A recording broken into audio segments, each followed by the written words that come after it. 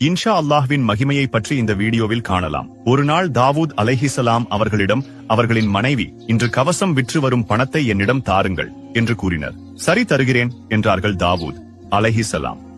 ஆனால் அன்று கடைத்தெருவுக்கு கவசத்தை எடுத்து சென்றபோது அவற்றை வாங்க யாருமே வரவில்லை. கணவர் கவசத்தோடு திரும்பி வருவதை கண்ட தாவூத் அலைஹிஸ்ஸலாம் அவர்களின் மனைவி ஏமாற்றம் அடைந்தார்கள். இன்றில்லாவிட்டால் என்ன, நாளை விற்று விடுகிறது என்று மனைவிக்கு ஆறுதல் கூறினர். தாவூத் அலைஹிஸ்ஸலாம் அடுத்த நாளும் கவசம் விற்கவில்லை. அதற்கடுத்த நாட்களும் அதே நிலைதான் நீடித்தது. இதை கண்ட தாவூத் அலைஹிஸ்ஸலாம் அவர்களுக்கு பெரும் ஏமாற்றமும் வியப்பும் ஏற்பட்டது. அவர்கள் அல்லாஹ்வை நோக்கி, யா அல்லாஹ், இதுவென்ன பெரிய சோதனையாக இருக்கிறது, நான் என்ன தவறு செய்தேன் என்று ஏக்கத்தோடு கேட்டார்கள்.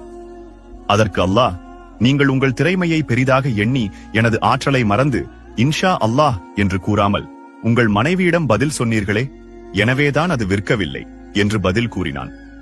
தாவூத் அலைஹிஸ்ஸலாம் அவர்கள் அதற்காக அல்லாஹ்விடம் மன்னிப்பு கேட்டார்கள். அல்லாஹ்வும் மன்னித்து பின்னர் அவர்களின் தொழிலில் அபிவிருத்தி செய்தான். இந்த கதையின் மூலம் அல்லாஹ்வின் ஆற்றல் இல்லாமல் எதுவும் நடந்துவிடாது என அறிய முடிகிறது. ஆகவே இன்ஷா அல்லாஹ் சொல்லி பழகுவோம்.